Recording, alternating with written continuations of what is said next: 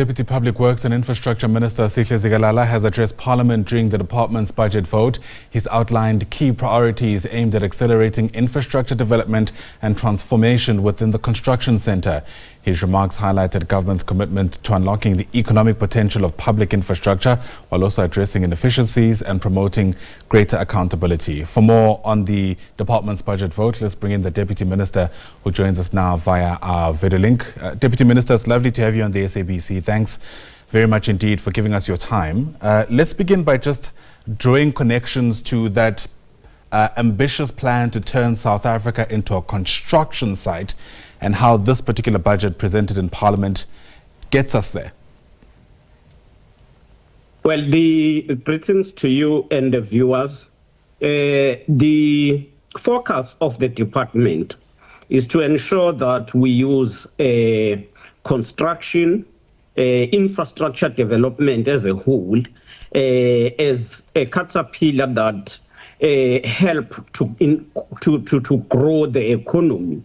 We have then packaged, or we are packaging projects of infrastructure for investment by the private sector, but for also in implementation by the government through direct funding from infrastructure projects.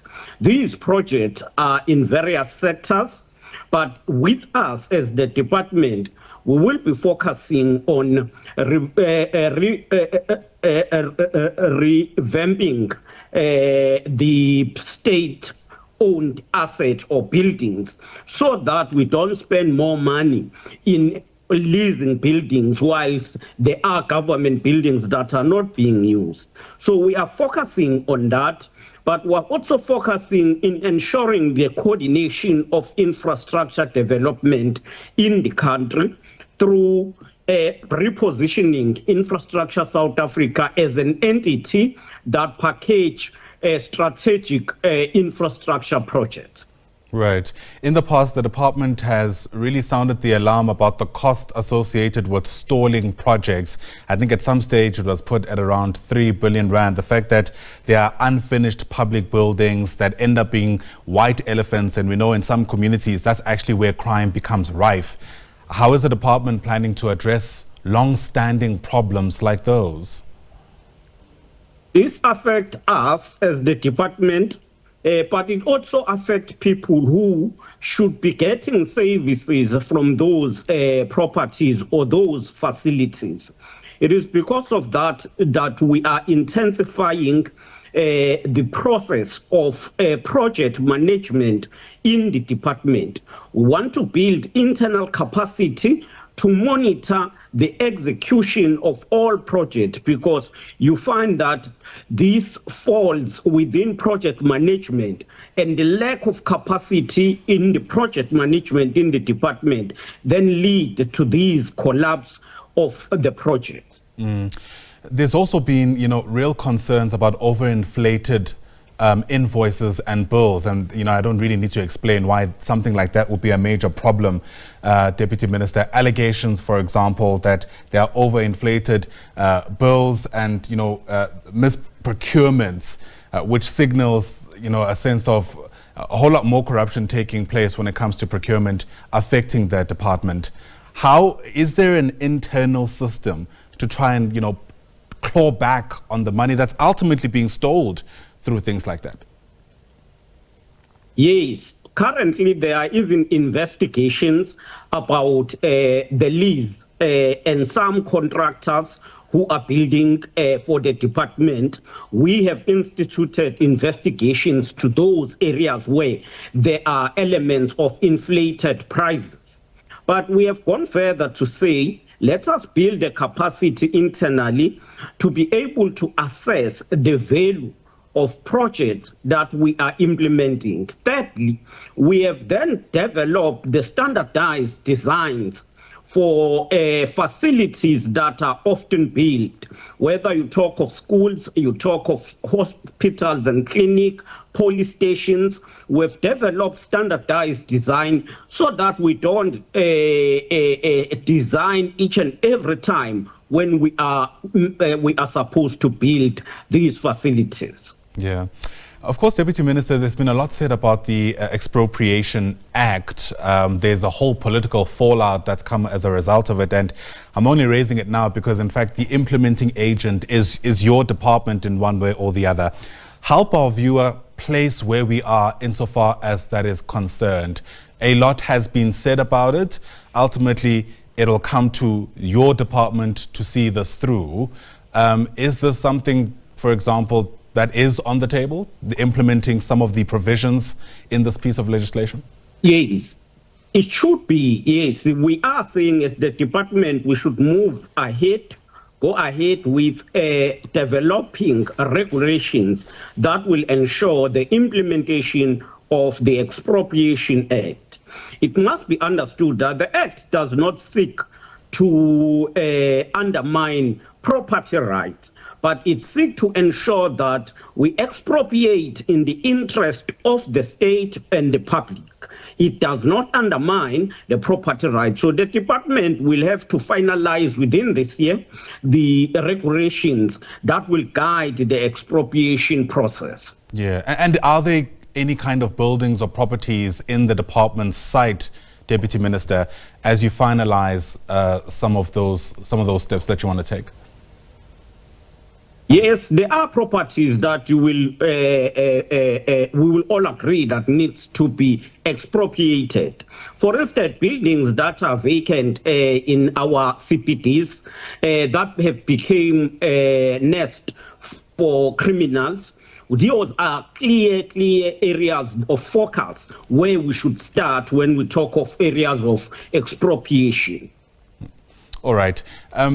The other issue that being punted at great length, in fact, I think even the president once spoke about it in one of his State of the Nation addresses, the Welisizwe bridges, which are meant to connect communities to places where the economy is moving. Get us an update, Deputy Minister, on how that is faring. Are any of those projects either near completion or completed? And if so, where are they? We are completing, we have completed 41 bridges in the past financial year, 2024.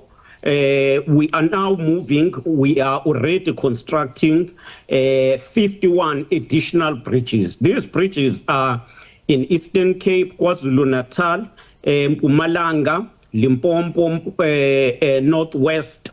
There are 6 provinces where we are constructing these bridges to connect communities with each other, but to connect communities with amenities such as schools and others. All right. Well, Deputy Minister, you'll forgive me for moving away slightly from the budget vote. I mean, I think many people who are watching see what's taking place in places like, the construction industry within the greater lens of what we've heard in the news cycle over the past couple of days.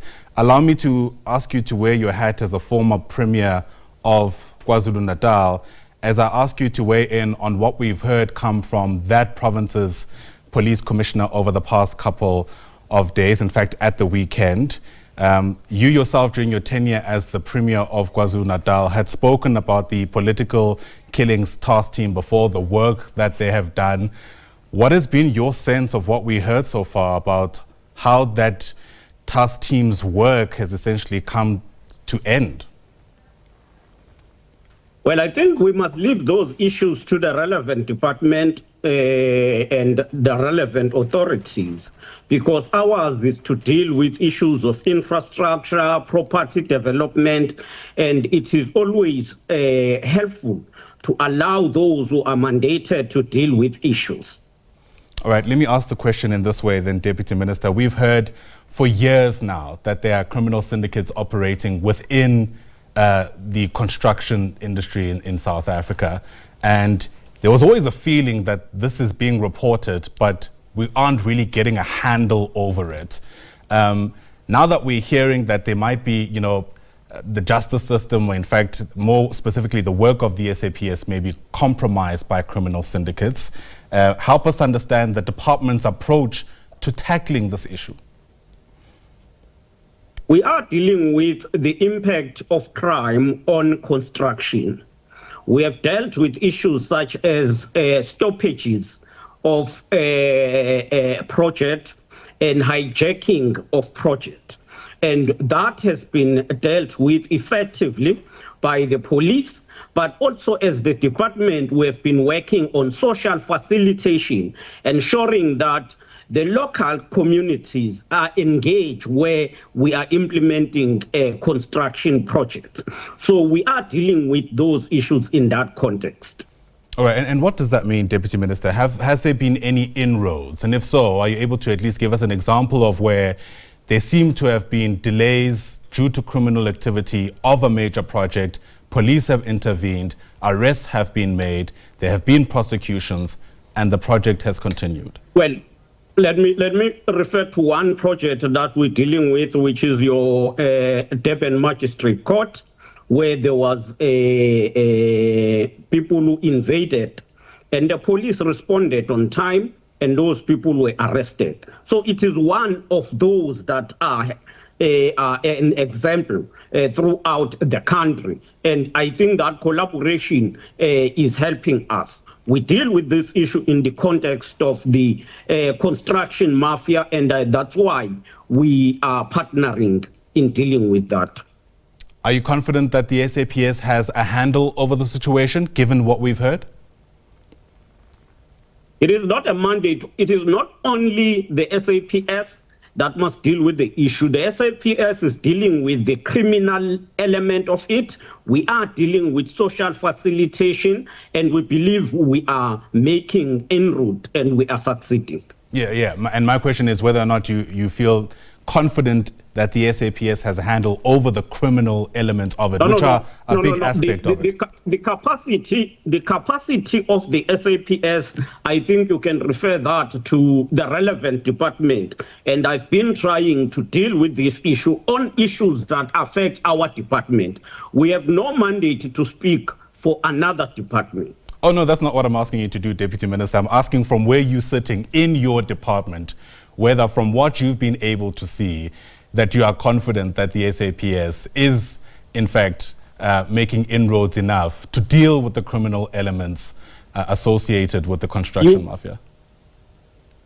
You will notice that the number of projects that were stalled before are no longer stalled, and it is because of the work we are doing to ensure social facilitation, to ensure that police intervene where there are stoppages and criminal activities. And we believe that is succeeding. All right. The Deputy Minister of Public Works, I appreciate your indulgence. Thanks very much indeed for speaking to us. Sihle Zikalala, of course, having tabled the department's budget vote yesterday, and it outlines a whole host of ambitious plans, but of course also helping us understand their level of confidence in the work of the SAPS to push back against the so-called construction mafia.